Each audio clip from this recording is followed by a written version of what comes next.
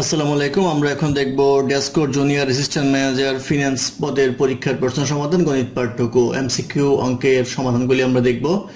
প্রথম অঙ্ক ছিল নাম্বার 26। নাম্বার 26-এ বলা ছিল দুই অঙ্ক বিশিষ্ট কোনো সংখ্যার দশকের অঙ্কের সাথে 6 যোগ করলে এবং এককের অঙ্ক থেকে 4 বিয়োগ করলে প্রাপ্ত সংখ্যাটি মূল সংখ্যার 3 ভাগের 1 ভাগ হয়। অর্থাৎ মূল সংখ্যা যদি 3 গুণ হয় তাহলে প্রাপ্ত নতুন সংখ্যাটি হবে 1 গুণ। তাহলে আমরা এখানে লিখতে পারি যে দশক স্থানীয় অঙ্ক x, একক স্থানীয় অঙ্ক y, সেই ক্ষেত্রে সংখ্যাটা হবে হচ্ছে 10x plus y। এটা হচ্ছে দশক স্থানীয় অঙ্ক, এটা হচ্ছে একক স্থানীয় অঙ্ক। তো 10x plus y। এখন প্রশ্ন মতে বলা আছে যে দশক স্থানীয় অঙ্কের সাথে 6 যোগ করলে, তো দশক স্থানীয় অঙ্ক হচ্ছে x, এর সাথে 6 যোগ করলে এবং একক স্থানীয় অঙ্ক থেকে 4 বিয়োগ করলে, একক স্থানীয় অঙ্ক থেকে যদি আমরা 4 বিয়োগ করি তাহলে y - 4। তাহলে যে সংখ্যাটি দাঁড়াবে, যেহেতু এটা দশক স্থানীয় অঙ্ক তাহলে এর সাথে 10 গুণ করতে হবে, যোগ দিয়ে একক স্থানীয় অঙ্ক লিখতে হবে। এই অঙ্কটা হচ্ছে পরবর্তীতে যে অঙ্কটা পেলাম সেটা, আর আগে যেটা ছিল সেটা ছিল হচ্ছে 10x plus y। এখন প্রশ্ন মতে বলা হচ্ছে যে এই দুইটার অনুপাত হবে হচ্ছে 1/3। তো এখান থেকে আমাদের মূল অঙ্ক অর্থাৎ 10x plus y এর মানটা বের করতে হবে। তো এখান থেকে যদি আমরা করি তাহলে পাবো হচ্ছে 10x plus 60 plus y minus 4 divided by 10x plus y equal to আসবে 1/3। বা এটা ক্যালকুলেশন করলে আমরা পাবো হচ্ছে 10x plus y plus 56 divided by আসবে হচ্ছে 10x plus y equal to 1/3। বা কোনাকুনি গুণ করলে 30x plus 3y plus 56 into 3 equal to 10x plus y। 30x থেকে 10x বিয়োগ করলে আসবে হচ্ছে 20x, আর 3y থেকে y বিয়োগ করলে আসবে হচ্ছে plus 2y equal to আসবে 356 হবে হচ্ছে 168, তাহলে আসবে হচ্ছে -168 ডান পাশে নিয়ে আসলে। বা এখান থেকে 2 কমন নিলে আসবে হচ্ছে 10x plus y equal to -168, বা 10x plus y equal to আসবে হচ্ছে -168/2 equal to আসবে হচ্ছে -84। অর্থাৎ -84 হবে মূল সংখ্যাটি। অপশনে উত্তরটি নেই, অঙ্কটা ভুল ছিল। হওয়ার কথা ছিল যে একক স্থানীয় অঙ্ক থেকে 4 বিয়োগ করতে হবে, দশক স্থানীয় অঙ্কের সাথে 6 যোগ করতে হবে। সেক্ষেত্রে অ্যান্সার হতো আমাদের 51। তো যেহেতু -84 অপশনে নেই, -84ই আনসার হবে এই অঙ্কের। সেক্ষেত্রে এটার নাম্বার দিতেও পারে অথবা সবার জন্যই নাম্বার বাদ দিতে পারে। তো -84 হবে এই প্রশ্নের উত্তর। তারপর অঙ্ক নাম্বার 27। বলা আছে সিয়াম সপ্তম শ্রেণীর বার্ষিক পরীক্ষায় কৃত কার্যদের মধ্যে মেধাক্রমে উপর থেকে 15তম এবং নিচ থেকে 30তম স্থান অধিকার করে। 6 জন ছাত্র পরীক্ষা দেয়নি ও 10 জন ফেল করে। মোট ছাত্র সংখ্যা কত?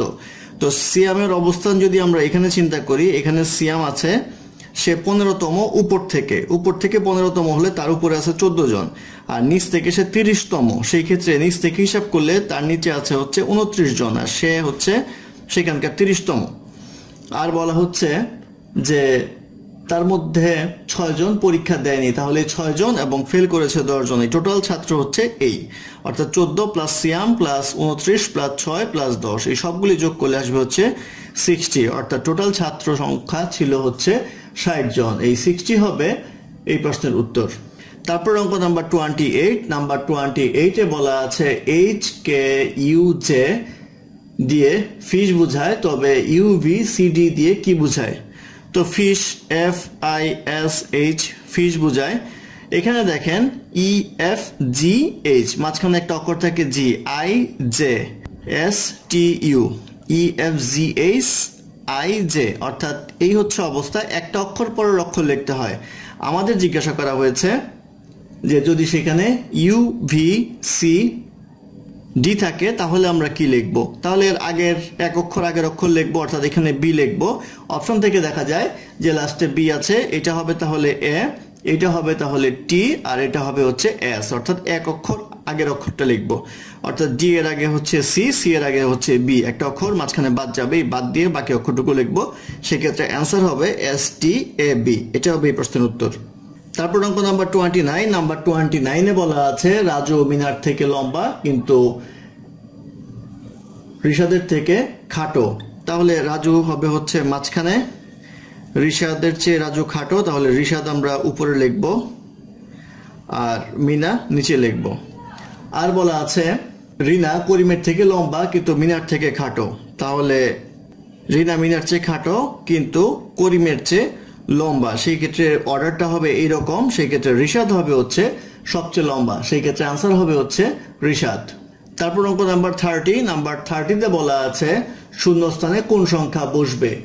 এখানে দেওয়া আছে 10, তারপরে 25, তারপরে 17, তারপরে 34। এই ফাঁকা স্থানে কি বসবে এটা কোনো লজিকেই আমরা পাচ্ছি না। সেই ক্ষেত্রে আপনারা যদি উত্তরটা জানেন আমাদের কমেন্ট করবেন এবং লজিক সহ কমেন্ট করবেন, সেই ক্ষেত্রে বাকি সবাই উপকৃত হবে।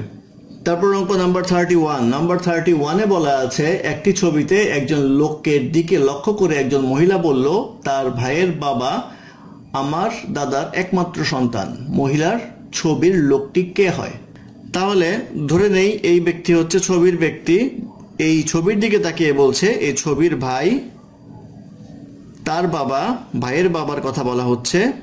ভাইয়ের বাবা হচ্ছে মহিলার দাদার একমাত্র সন্তান, অর্থাৎ মহিলা যদি এখানে হয় তাহলে মহিলার সাথে সম্পর্ক হচ্ছে মহিলার দাদা, তার ছেলে হচ্ছে একমাত্র ছেলে হচ্ছে তার বাবা। সেই ক্ষেত্রে দাদার একমাত্র ছেলে যদি বাবা হয় এবং তার ভাই, সেই ক্ষেত্রে মহিলা হবে হচ্ছে এই ব্যক্তির বোন, অর্থাৎ তাদের মধ্যে ভাই বোন সম্পর্ক, সেই ক্ষেত্রে মহিলা হবে বোন। এই বোন হবে এই প্রশ্নের উত্তর।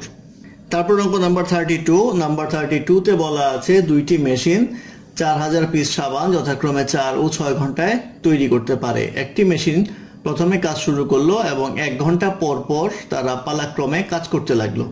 এভাবে কাজ করতে 4000 পিস সাবান তৈরি করতে মোট কত সময় লাগবে? তো ফার্স্ট মেশিন যদি আমরা চিন্তা করি, ফার্স্ট মেশিন প্রথম ঘন্টা কাজ করলে 4000 পিস বানায় হচ্ছে সে 4 ঘন্টায়, তাহলে 1 ঘন্টায় বানাবে হচ্ছে 1000 পিস।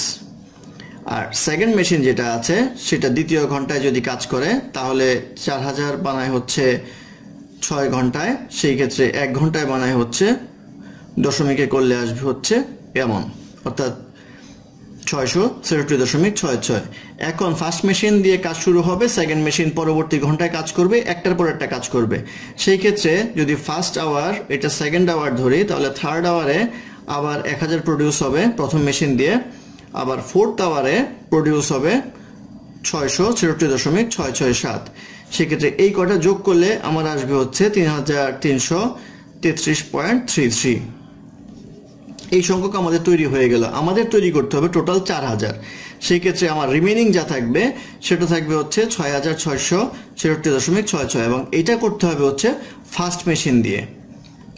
ফার্স্ট মেশিন দিয়ে যদি এটা করতে হয় তাহলে মেশিন করতে পারে হচ্ছে 1000, করতে পারে হচ্ছে 1 ঘন্টায়, সেই ক্ষেত্রে 6663.66 করতে পারবে হচ্ছে 2/3 ঘন্টায়। 2/3 ঘন্টার মানেটা হচ্ছে 2/3 × 60 মিনিট ইকুয়াল টু আসবে হচ্ছে 40 মিনিট।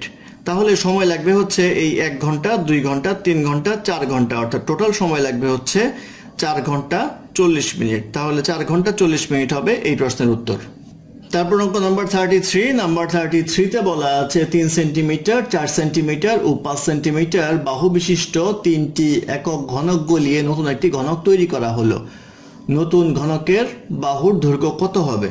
তো ঘনক বলতে আমরা বোঝাই যে দৈর্ঘ্য প্রস্থ উচ্চতা থাকবে, ঘনকের ক্ষেত্রফল হচ্ছে বাহুর দৈর্ঘ্য a হলে ঘনকের ক্ষেত্রফল হচ্ছে a কিউব। তাহলে 3টা ঘনক এখানে বলা হচ্ছে, একটা হচ্ছে 3, একটা হচ্ছে 4, একটা হচ্ছে 5। তাহলে তাদের আয়তন হবে হচ্ছে 3 কিউব, 4 কিউব, 5 কিউব। তো এটা করলে আসবে হচ্ছে 27, এটা করলে আসবে 64, এটা করলে আসবে হচ্ছে 125, সব যোগ করলে আসবে হচ্ছে 216। এই 216 ঘন সেন্টিমিটার হবে এই 3টা ঘনকের টোটাল আয়তন। এখন এটাকে গলিয়ে আরেকটা ঘনক তৈরি করতে হবে। ধরে নেই সেই ঘনকের বাহুর দৈর্ঘ্য হচ্ছে a, তাহলে ঘনক হবে a কিউব আয়তন, সেই ক্ষেত্রে a কিউব ইকুয়াল টু 216 বা a কে লেখা যায় হচ্ছে কিউব রুট 216 ইকুয়াল টু করলে আসবে হচ্ছে 6 সেন্টিমিটার। অর্থাৎ নতুন যে ঘনকটা হবে সেটার বাহুর দৈর্ঘ্য হবে 6 সেন্টিমিটার, অর্থাৎ 6 সেন্টিমিটার হবে এই প্রশ্নের উত্তর।